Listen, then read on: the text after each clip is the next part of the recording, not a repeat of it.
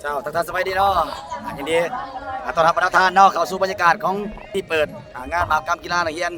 อมรยมเนาะทั่วประเทศครั้งที่7เนาะอยู่ที่แข้งสารวันเนาะฉะนั้นฝาก FC ทุกท่านเนาะกดไลค์กดแชร์เด้อเนาะจันดวงสายลุยเก่าเนาะฝากเนาะ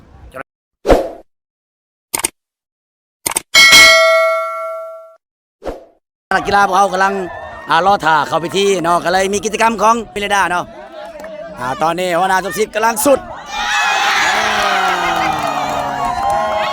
ถือว่าสุดยอดเนาะสำหรับหัวหน้าสมศิษย์เนาะบนเฮ็ดเนาะถือว่าได้ยังรางวัลนี่ได้เสือป่ะทางฐานสมศิษย์เนาะถือว่าได้รับรางวัลเนาะจากบริษัทมิลินดาที่ว่ามากิจกรรมนำลูกหลานกับประสบผลสำเร็จโดยดีฝากเสียไปตั้งสวรรค์เขตเด้อเอาเพียนคำมาฝาก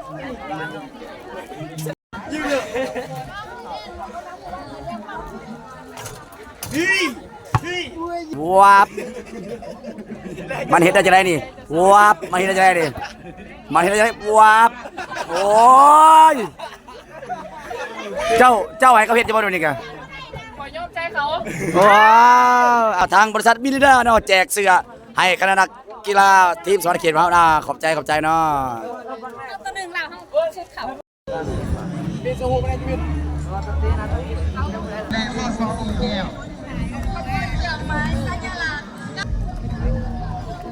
เอาดมยาก็มีเป็นคนกู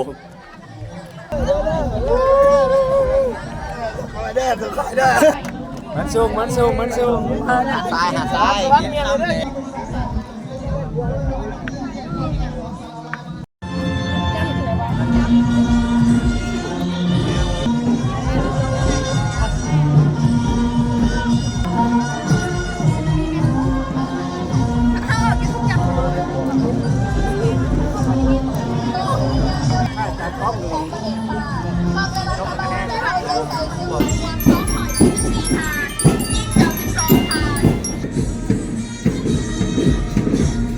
ยินดีต่อพลพันธ์ห้องหัวหน้าแผนกศึกษาธิการและกีฬาแขวง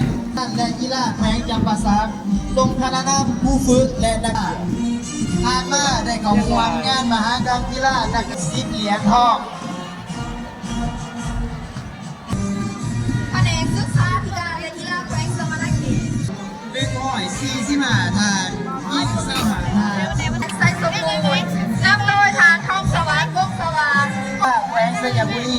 ส่งคณะนำผู้ฝึกและนักกีฬาเข้าร่วม150 ทาน35 ทานครั้งนี้ได้เข้าร่วมแข่งขันได้10 เหรียญทอง9 เหรียญเงินและ2 เหรียญทอง ไทยและกีฬาแห่งชาติแผนกศึกษาธิการและกีฬาแขวงเชียงขัวได้125 เหรียญครับ98 เหรียญเงินทำงานมหกรรมกีฬานักเรียนครั้งที่5ปี2014ที่แขวงจำปาสักแผนกศึกษา แก้วส่งคณะนำผู้ฝึกและนักกีฬาเข้าร่วมไปตัวห้องวันแผนกศึกษาธิการและกีฬาแขวงแต่เขาวันแข่งขันกับประเภทกีฬาดอกปีไก่ผ่านมาได้เขาวันแข่งขันกับกีฬาผ่านมาผ่านสามารถยาใด6 เหรียญทองนักกีฬาเทควันโดดีเด่นของปี2014ที่งานประธานสาพันธ์กีฬามวยเทคกีฬาแขวงสารวัตรเจ้ามาความแข่งขัน62 ประเภทกีฬา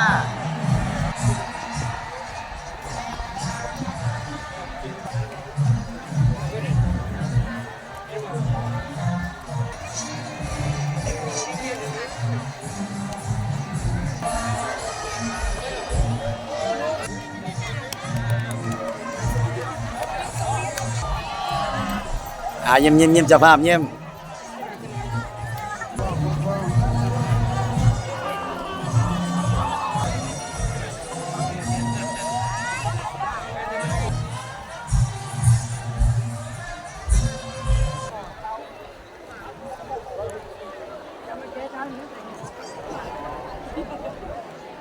เรียนบรรณาทานที่เคารพขอเรียนเชิญบรรณาทานลุกขึ้นไปค่ะพระเจ้าทั้งสองขอบอกพิธีดังกล่าวให้แกนะผู้เดาวันเทพวงศาและท้าวอีลาสากาอีก